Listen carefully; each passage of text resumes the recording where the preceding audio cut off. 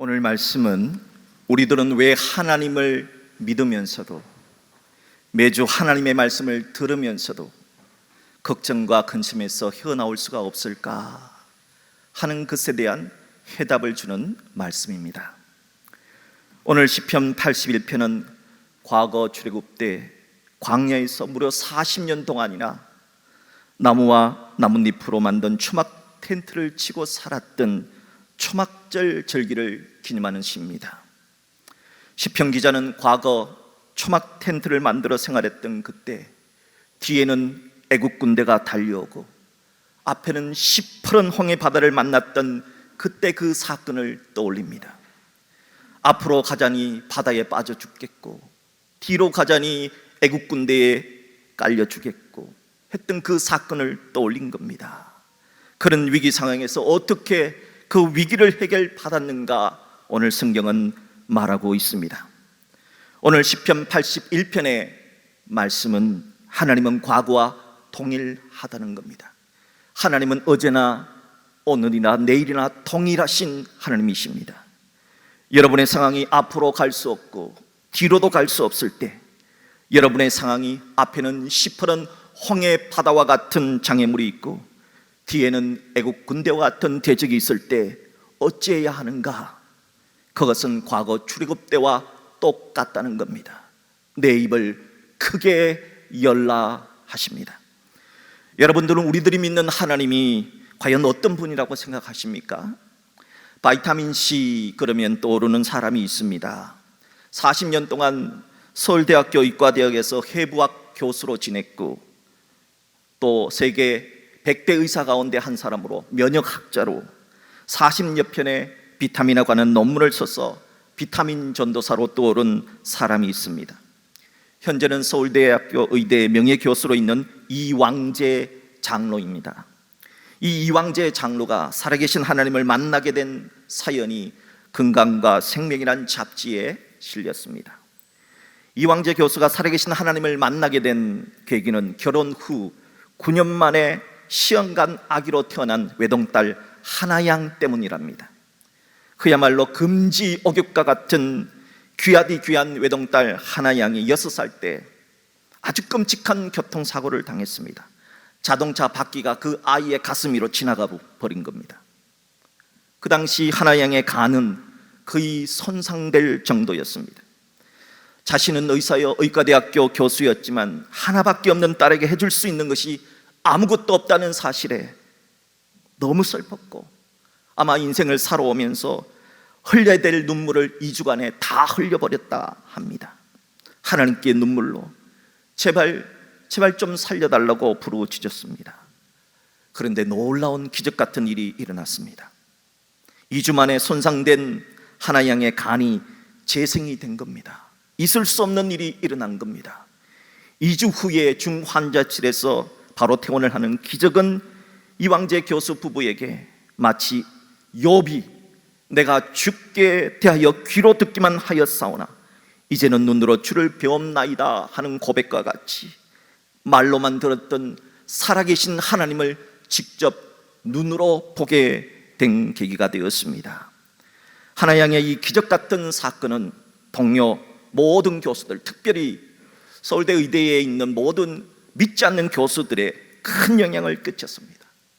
동료 의사들이, 믿지도 않는 동료 의사들이 이렇게 말합니다. 이 교수, 하나님의 당신의 딸을 고쳐주셨네. 하나님 살아계신가 봐.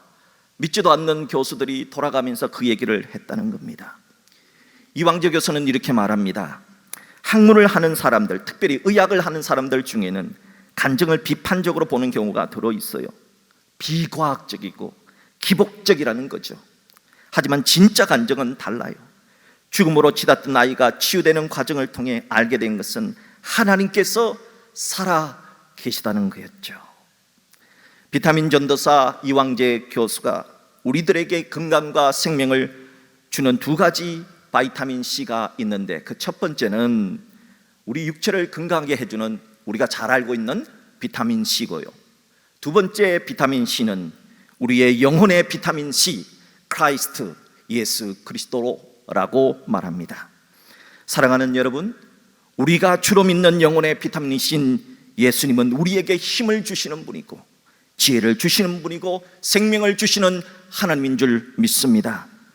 우리에겐 살아계신 하나님의 말씀이 기록된 이 성경책이 있습니다. 이 성경책을 우리는 매일 읽고 또 이 성경에 담긴 하나님의 말씀을 우리는 듣고 있습니다. 그럼에도 불구하고 왜 우리들은 근심과 걱정에서 헤어나올 수가 없는 걸까요? 하나님은 오늘 그 답을 시편 81편에서 말씀해 주고 있는 겁니다. 갓 태어난 새끼새들이 입을 찢어져라 버리는 이유가 뭡니까? 입을 찢어져라 벌리는 새끼새에게 먹이를 집어넣어줄 어미새가 있기 때문이지요. 어린 아이들이 힘차게 울어대는 이유가 뭡니까? 우는 아이의 마음을 달래줄 엄마가 있기 때문이지요. 우리들이 그리스도인들이 입을 크게 열어야 되는 이유가 어디에 있습니까? 입을 넓게 열라 하신 우리들에게 하나님이 채워주시기 때문입니다. 그러니까 하나님이 우리들에게 명령하신 겁니다. 내 입을 크게 열라, 하나님이 채우시리라 하신 겁니다. 다시 한번 오늘 성경 본문의 말씀을 자세히 보세요. 본문 7절에 이스라엘이 고난 중에 부르짖을 때 건져주신 분이 누구라고 합니까? 하나님은 내가 너를 건졌다 했습니다. 하나님이 건져주신다는 겁니다. 7절 하반절에 우레소리의 은밀한 곳에서 응답하신 분이 누구라고 합니까? 하나님은 내가 응답하시겠다 말씀해 주셨습니다. 하나님이 응답해 주십니다. 10절에서 이스라엘 민족을 애굽 땅에서 인도하여 내신 분이 누구라고 말합니까? 하나님은 나는이라고 말합니다. 하나님이 출애굽을 시켜 주신 것입니다. 그렇다면 내 입을 크게 열라 채우리라 말씀하신 분이 누구시겠습니까? 하나님, 우리가 믿는 하나님이십니다. 그럼에도 불구하고 오늘날 많은 그리스도인들은 하나님을 자기 수준에서 하나님의 한계를 정해버리십니다. 예를 들어서 하나님은 우리들에게 폭포수와 같은 은혜를 부어주시려고 준비하셨는데 우리들은 하나님 나에게 물 한 병 정도만 주세요 하면서 하나님의 한계를 축소시켜 버립니다. 하나님의 능력은 내 생각보다 크십니다. 하나님의 능력을, 하나님의 일하심을 제한해서는 안 되는 겁니다. 새 가운데 아프리카에서 서식하는 비서새라고 하는 아주 독특한 새가 있어요. 이 비서새라고 불리는 이유는 생김이 보세요. 귀 뒤에 이게 펜을 꽂고 있는 모습처럼 생겨서 비서와 같다 해서 이름을 비서새라고 합니다. 이 비서새는 독수리의 일종인데요, 이 공중을 날아다니다가 뱀과 들쥐와 같은 먹이를 발견하면 손살같이 내려가 낚아챕니다. 이렇게 비서새는 평소에는 민첩하게 잘 날아다닙니다. 그런데 땅에 내려와서 먹이를 먹고 있는 도중에 맹수의 습격을 받게 되면 당황해서 날지 않고 달린다고 그래요. 여러분, 날짐승이 달려봤자 얼마나 빨리 달리겠습니까? 결국은 얼마 못 가서 맹수에게 잡혀 먹히고 만다는 겁니다. 지금 전 세계인들은 어렵다, 위기의 순간이다 말합니다. 러시아의 우크라이나 침공으로 인해 식량 문제, 에너지 문제, 인플레이션, 스태그플레이션이 판을 치고 있습니다.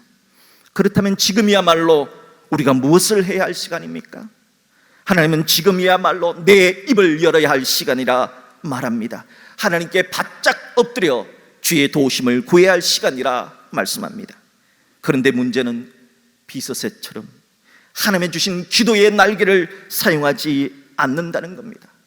그러면서 뛰어가면서 어렵다, 힘들다, 뛰어다니려고만 한다는 게 우리들의 문제입니다. 평상시에 비서새가 얼마나 잘 납니까? 하지만 정말 날아야 되는 위기의 순간에 날지 않고 뛴다면 맹수에게 잡혀 먹히는 비서새처럼 우리들 역시 영적 전쟁에서 지고 말게 될 것입니다. 그러므로 우리는 오늘의 말씀을 가슴판에 새겨야 할 것입니다. 유럽의 어느 수도원에 가면은 기도실에 이런 글이 새겨져 있다고 그래요. 내 삶이 가난해도 나를 원망치 말아라. 너는 나를 주라고 부르면서 나를 주인 삼지 않았고, 너는 나를 진리라 하면서 내게 배우지 않았고, 너는 나를 빛이라고 하면서 나를 바라보지 않았고, 너는 나를 길이라 하면서 나를 따라오지 않았고, 너는 나를 능력이라 하면서 나를 의지하지 않았고 너는 나를 응답이라고 하면서 기도하지 않았나니. 오늘날 위기 속에 살아가는 우리들이 답답한 이유가 뭘까요? 중세 수도사들이 암송했던 기도문처럼 하나님 말이 응답이라고 말은 잘 하면서도 기도하지 않는 것은 아닐까요? 주님만이 길이요 진리요 생명이라 말은 하면서도 진짜 따라야 될 주님의 말씀은 따르지 않는 것은 아닐까요? 이제 답답한 가슴 부여잡고 염려하기만 하지 말고 기도의 입을 크게 여시기를 바랍니다. 이제 세상을 불신하기보다 믿음의 입을 넓게 여시기를 축복합니다. 절망의 신음을 내기보다 소망의 입을 넓게 펼치십시오. 미움의 소리를 내기보다 사랑의 입을 넓게 여시는 여러분 되시기를 주의 이름으로 축복합니다. 그러면 하나님은 반드시 우리에게 믿음과 소망과 사랑의 입을 채워주실 줄 믿습니다. 역대하 16장 9절에 여호와의 눈은 온 땅을 두루 살피사 감찰하사 전심으로 자기에게 향하는 자들을 위하여 능력을 베푸신다 했습니다. 예수님도 마태복음 7장 7절에서 구하라 그리하면 너희에게 주실 것이요 찾으라 그리하면 찾아낼 것이요 문을 두드리라 그리하면 너희에게 열릴 것이라 하셨습니다. 요한복음 14장 14절에서 내 이름 예수님의 이름으로 무엇이든지 내게 구하면 내가 행하리라 주님이 약속까지 해 주셨습니다. 사랑하는 성도 여러분, 왜 하나님은 이토록 집요하게 우리들에게 입을 크게 열라 말씀하셨을까요? 하나님이 예수님이 해결해 줄 수 있기 때문 아닙니까? 과거 출애굽의 백성들이 홍해 바다라는 거대한 장애물을 만났을 때 입을 크게 벌렸습니다. 하나님께 부르짖었습니다. 하나님은 그 소리를 들으셨고 그들의 고통을 보셨습니다. 그리고 하신 일이 뭡니까? 홍해 바다를 열어버렸습니다. 바다에 길을 내셔서 바다를 걸어서 건너가게 하셨습니다.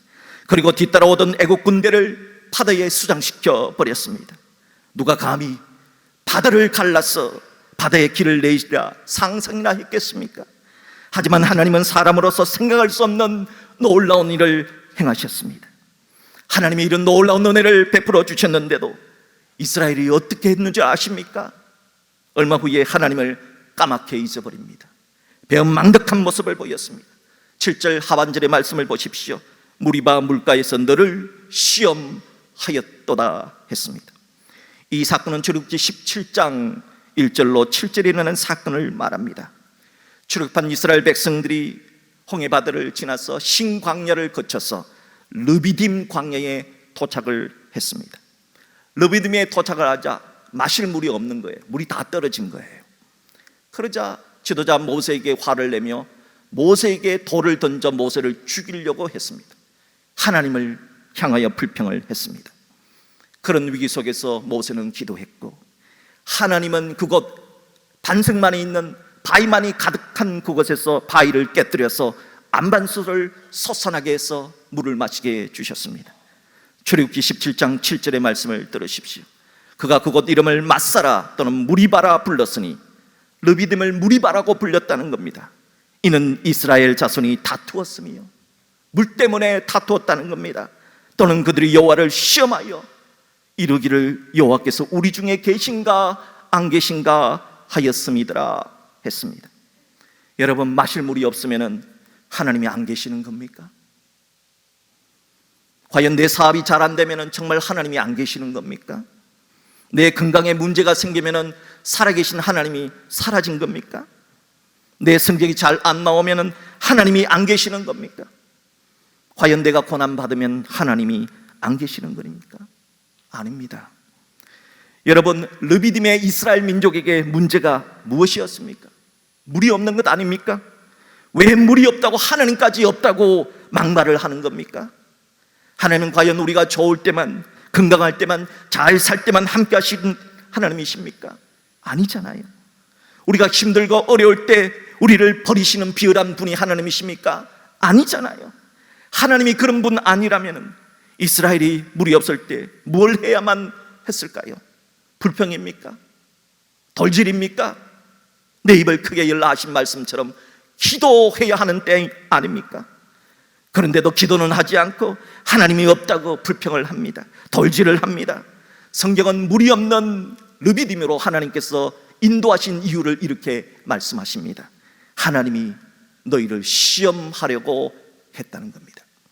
사람이 물이 떨어지면, 돈이 떨어지면, 건강이 떨어지면 어떻게 하는가 보시려고 하나님이 그리 하셨다는 겁니다. 그 시험에 이스라엘은 낙제했습니다. 물이 없다고, 하나님 없다고 망발을 했고, 물이 없다고 하나님 못났다고, 하나님 우리를 버리셨다고, 그리고 지도자 모세를 향하여 돌질하려 했습니다. 이 정도까지 했으면은, 그런데도 하나님이 이들에게 마실 물을 주신 거예요. 은혜지요. 은혜가 하면 뭐라고 말할 수가 있겠습니까?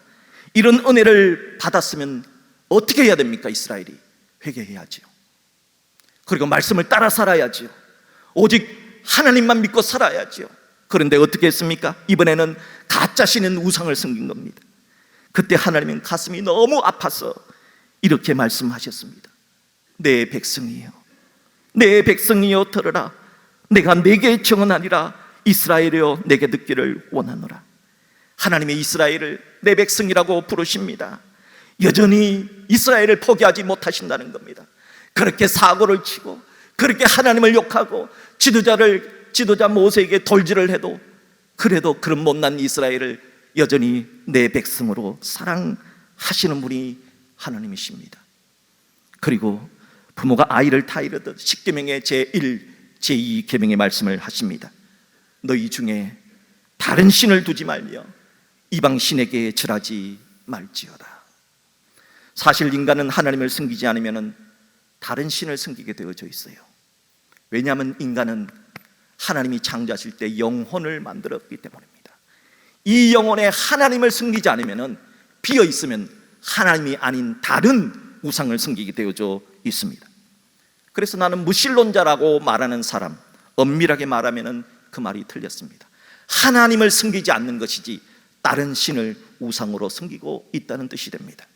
세상 사람들이 하나님을 섬기지 않으면 쾌락의 신이라 불리는 바쿠스를 섬깁니다. 여러분, 우리가 정신 번쩍 들게 기분 좋게 하는 것을 바카스라고 그러죠. 바로 이 쾌락의 신의 이름을 따서 한 겁니다.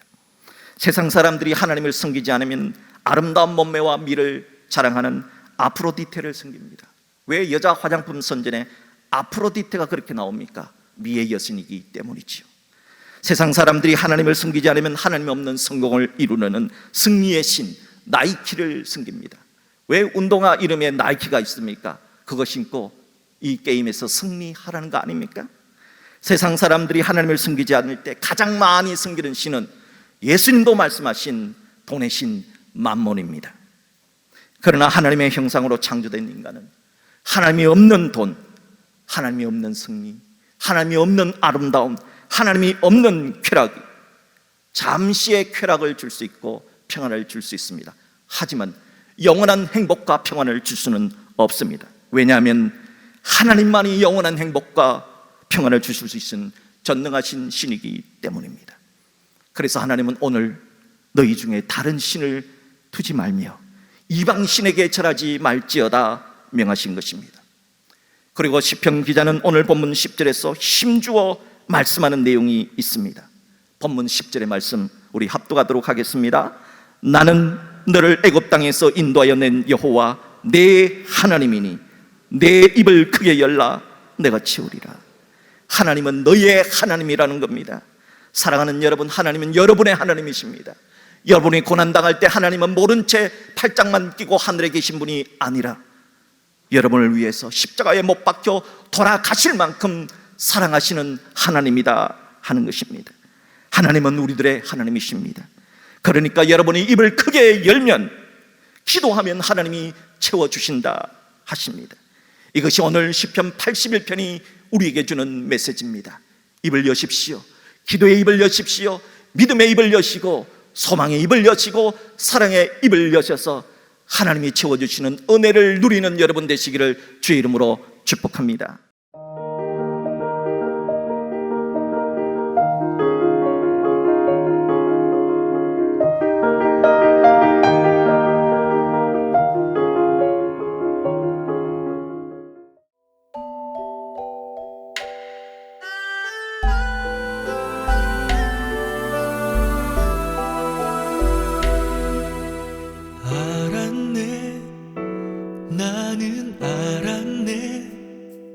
이젠 더 피하지 않으리. 주님 앞에 가 나를 맡겼네. 참 기쁜 나였네. 알았네, 나는 알았네. 잿빛 생활에 지쳤음을, 세상 쾌락을 찾아봤으나 고통뿐이었다네.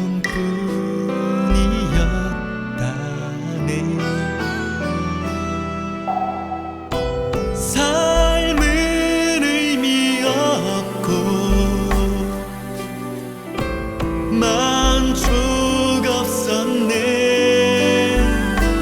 그러나 이제는 달라.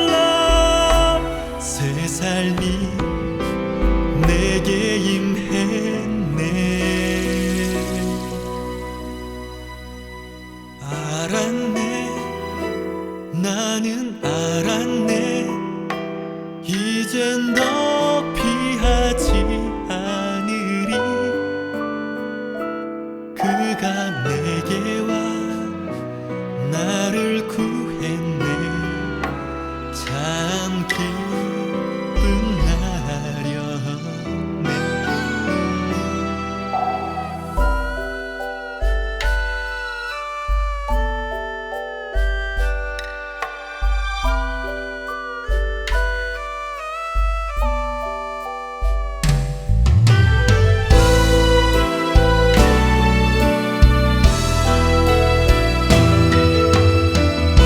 삶은 의미 없고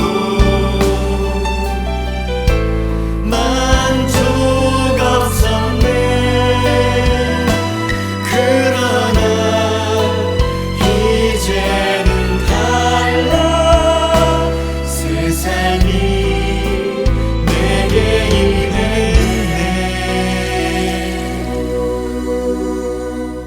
알았네, 나는 알았네. 이젠 더 피하지 않으리. 주님 앞에 가 나를 맡겼네. 참 기쁜 날이었네. 알았네, 나는 알았네. 잿빛 생활에 지쳤음을, 세상 쾌락을 찾아봤으나 고통뿐이었다네.